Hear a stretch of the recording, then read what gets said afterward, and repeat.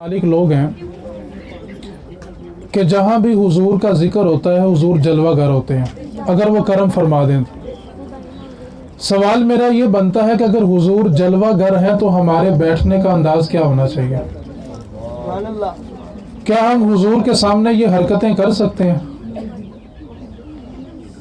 एक बात को याद रखें, दीन सबके लिए दीन होता है, वो चाहे किसी हाफिज का ख़ानदान हो, किसी आलिम का हो, किसी मुफ्ती का हो या किसी पीर का हो। हत्ता कि गौसुल आज़म का भी ख़ानदान है तो वो शरीयत के ताबे है। नबी करीम सल्लल्लाहु अलैहि वसल्लम की बारगाह में एक नबीना सहाबी हाजिर हुए तो हुजूर के पास हुजूर की कुछ अज़वाज तशरीफ़ फरमा थी। तो नबी करीम सल्लल्लाहु अलैहि वसल्लम ने उनसे फरमाया कि आप आने वाले सहाबी से पर्दा करें। तो उन्होंने अर्ज़ किया कि ये जो आने वाले सहाबी हैं ये तो नबीना है। तो मेरे नबी ने फरमाया, अगर वो नबीना है तुम तो उनको देख रही हो ना। बड़ी माजरत के साथ मेरे नबी की महफिल ऐसी नहीं होती कि एक गैर महरम हो और उसके ऊपर आकर यूँ पैसों की बारिश की जाए। ये मेरे नबी का दीन नहीं है। हम सब यहाँ पर जमा हुए नेकियां कमाने के लिए, अमाल को तबाह करने के लिए नहीं आए। फिर हम लोग कहते हैं कि जी उलमा की ज़बान में तस्वीर क्यों नहीं होती। मैं एक वाक़या सुना के सिर्फ दो बातें और करूँगा, गुफ्तगू मुकम्मल कर रहा हूँ। रसूलुल्लाह की मजलिस का अदब भला क्या होता है। अल्लाह के एक वली थे, वो ना सारी ज़िंदगी मदीने जाने के लिए रोते रहे। इसको छोड़ दे, इसी जगह पे छोड़ दें। उम्र का आखिरी हिस्सा आया तो उनको ना मदीने जाने का शरफ हासिल हुआ, तो वो ना सिर्फ थोड़ी देर के लिए जालियों के सामने खड़े रहे, फिर जालियां छोड़ के ना मदीने से बाहर निकल गए। तो शागिर्दों ने कहा, हुजूर आप सारी ज़िंदगी मदीने आने के लिए तरसते रहे हैं, आज उम्र के आखिरी हिस्से में मदीने आए हैं तो सिर्फ थोड़ी देर के लिए जालियों के सामने खड़े हुए हैं और फिर जालियां छोड़ के आप बाहर चले गए, हुआ क्या है?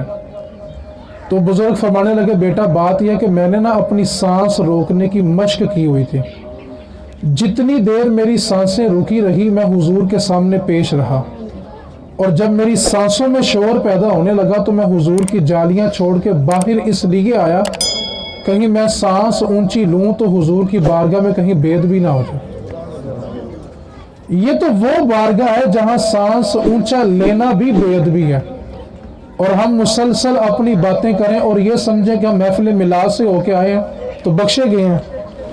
बाज लोग नेकियां भर के लेके जाते हैं और बाज गुनाह भी भर के लेके जाते हैं। ये रसूलुल्लाह की मजलिस है, ये कोई दुनिया की महफिल नहीं है कि जो बंदा जो मर्जी बातें करता रहे। बस मैंने आखिरी बात करनी है और उसके बाद दुआ के लिए मैं माइक कारी साहब को दे देता हूँ। हम बचपन से एक हदीस पाक सुनते आ रहे हैं कि नबी करीम सल्लल्लाहु अलैहि वसल्लम ने फरमाया कि जब बच्चा हिफ्ज़ कर लेता है तो उसके माँ बाप के सर के ऊपर ऐसा नूरानी ताज रखा जाता है कि उसके सामने सूरज और चांद की रोशनी कम पड़ जाती है।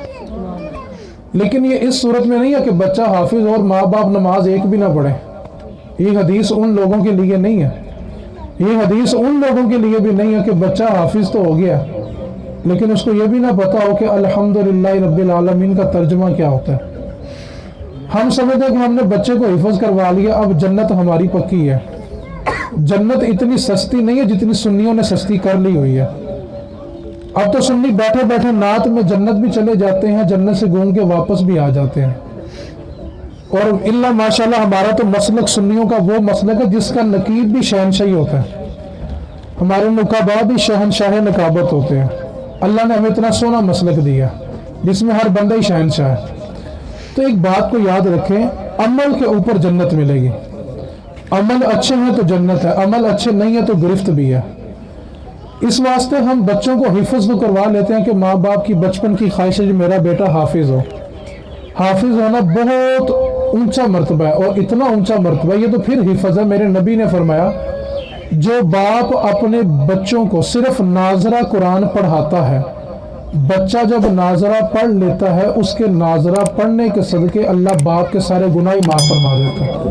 یہ تو پھر حفظ ہے، لیکن حفظ کا مطلب یہ نہیں ہوتا کہ حفظ کر لیا اس کے بعد بھول گئے اور قرآن کا تھوڑا سا حصہ بھی یاد نہ رہے اور ہم یہ سمجھے کہ ہم حافظ قرآن ہیں اور 7 پشتوں کو بخشانا ہے۔ اب حدیث پاک سنیں، میرے نبی نے فرمایا 7 پشتے بخشانا تو بڑی اونچی بات ہے نا۔ میرے نبی نے فرمایا جو قرآن پڑھ کے بھول جاتا ہے قیامت کے دن اللہ اس کو اندھا کر کے اٹھائے گا اور اس کو میدان محشر کا رستہ بھی نظر نہیں آئے گا۔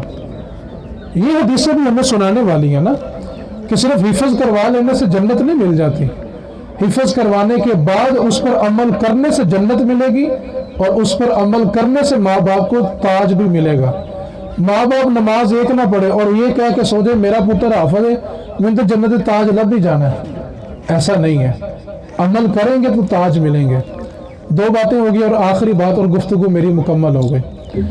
ہم جب بیٹی کو اپنے گھر سے رخصت کرتے ہیں نا تو قرآن کے سائے میں رخصت کرتے ہیں، اور نظریہ یہ ہوتا ہے کہ جب بیٹی کے قرآن کا سایہ ہوگا اپنے گھر جائے گی تو برکت ہوگی، سکون سے رہے گی۔ ایک بات کو یاد رکھیں، قرآن کا سایہ ہو تو اتنی برکتیں ہیں، وہ قرآن سینے کے اندر ہو تو کتنی برکتیں ہوں گی۔ ہم نسلوں کو نہ سایہ دیتے ہیں، اس کی تعلیم نہیں دیتے۔ بہت سارے باپ ایسے ہوتے ہیں جب وہ دنیا سے جاتے ہیں نا تو اللہ تعالیٰ نے 3-4 بیٹے جوان دیے ہوتے ہیں، لیکن وہ جوان بیٹے باپ کے سر پہ کھڑے ہو کے نا کسی کو ٹیلی فون کرتے ہیں، یار آ کر میرے باپ کو غسل تو دے دو۔ خدا کی قسم اس باپ نے زندگی میں کچھ نہیں کمایا جس نے کم از کم ایسی اولاد بھی نہیں کمائی جو اس کو مرنے کے بعد نہلا تو دے۔ موبائل فون ایک بیٹا رکھے گا جی ابو کی نشانی ہے، دوسرا لیپ ٹاپ رکھے گا ابو کی نشانی ہے، تیسرا موٹر سائیکل رکھے گا ابو کی نشانی ہے، اور تیرے باپ کے جسم سے جو کپڑے اترے تھے وہ تیرے باپ کی نشانی نہیں تھی؟ کہتے ہیں صدقہ کر دو جی، کفن کا کپڑا بچ گیا صدقہ کر دو، جس صابن سے باپ کو نہلایا صدقہ کر دو۔ میں بس اپنی گفتگو مکمل کر رہا ہوں کہ حافظ قرآن ہونا بہت بڑی بات ہے، لیکن فائدہ تب ہوتا ہے جب بندہ اس پر عمل کرے۔ ماں باپ بھی تب بخشے جائیں گے جب وہ عمل کریں گے۔ خالی حفظ کروا لینے سے جنتیں نہیں مل جاتی، جنت چاہیے تو پہلے بندے کو با عمل ہونا پڑتا ہے۔ اس واسطے اپنے بچوں کو حافظ تو بنائیں، لیکن کم از کم ان کو عالم دین ضرور بنائیں، کم از کم اس کو پتہ تو ہو جو میں قرآن پڑھ رہا ہوں وہ قرآن کہتا کیا ہے۔ ہم نے قرآن صرف اتنا رکھا ہوا کہ جب کسی بڈھے کی روح نہ نکل رہی ہو تو اس کے سرانے قرآن پڑھ لو، کوئی مر گیا تو اصالہ ثواب کے لیے قرآن پڑھ لو، پھر کوئی فاتحہ آ گئی تو اصالہ ثواب کے لیے قرآن پڑھ لو۔ علامہ اقبال نے ایسے لوگوں کے لیے بڑا خوبصورت جملہ بولا تھا۔ علامہ اقبال فرماتے تھے کہ اس قوم نے قرآن سے سیکھا تو صرف مرنا سیکھا، کاش اس قوم نے قرآن سے جینا سیکھا ہوتا کہ جیتے کیسے۔ قرآن ہمارے مرنے کے لیے نہیں آیا تھا، ہمیں جینے کے لیے آیا تھا، یہ ہدایت بن کے آیا تھا، لیکن جس کو ہم نے صرف اصالہ ثواب کے لیے رکھ دیا۔ کام نہیں چاہ رہا تو تعویذ بنا کے گلے میں رکھ لو، بیمار ہو گیا تو تعویذ ڈال کے گلے میں پہن لو، ٹھیک ہے اس کا انکار نہیں ہے، لیکن قرآن اس مقصد کے لیے نہیں آیا تھا، قرآن ہدایت کے لیے آیا تھا۔ تعویذ پہنے کاروبار کی جگہ قرآن رکھیں، دین منع نہیں کرتا، لیکن جو قرآن کا مقصد ہے وہ ہدایت ہے۔ بس 2 باتیں میں نے آپ سے کی ہیں کہ بیٹا اگر حافظ ہو گیا تو جنت مفتی میں نہیں مل جانی، اس کے لیے عمل کرنا پڑے گا۔ اور نمبر 2، ہم اس بات کے عقیدے کے مالک لوگ ہیں کہ جہاں بھی حضور کا ذکر ہو حضور تشریف فرما ہوتے ہیں، تو اگر حضور تشریف فرما ہو تو پھر محفل میں ایسی حرکتیں نہیں ہوتی۔ رسول اللہ کا ادب کریں، اور ادب بھلا کیا ہے؟ جناب صدیق اکبر کے بارے میں آتا ہے کہ جب وہ رسول اللہ سے بات کرنے لگتے تھے نا تو اپنے منہ کے آگے ایسے ہاتھ رکھ لیتے تھے کہ میری آواز بھی تیز ہو کے حضور تک نہ پہنچے۔ وہ اپنے لفظوں کے آگے یوں ہاتھ رکھا کرتے تھے کہ میری آواز بھی تیز ہو کے حضور تک نہ پہنچے۔ اور بعض اوقات صدیق اکبر اتنا آہستہ کلام کرتے تھے کہ حضور کو یوں مڑ کے دیکھنا پڑتا تھا ابو بکر کیا کہہ رہا ہے۔ یہ رسول اللہ کی بارگاہ کا ادب ہے۔ محافل کریں لیکن محافل کو محافل سمجھ کے کریں۔ پوری دنیا میں 85% لوگ میلاد منانے والے ہیں، برائی بلا کیوں نہیں ختم ہوتی؟ ہم محفل تو سجاتے ہیں لیکن اس کا تقدس نہیں پورا کرتے، اس کا مقصد پورا نہیں کرتے۔ اللہ کریم کی بارگاہ میں دعا کریں اللہ تعالیٰ حافظ صاحب کو با عمل بنائے۔ اور ماں باپ کی بخشش کا سامان بھی بنائیں۔ وآخر دعوانا ان الحمدللہ رب العالمین۔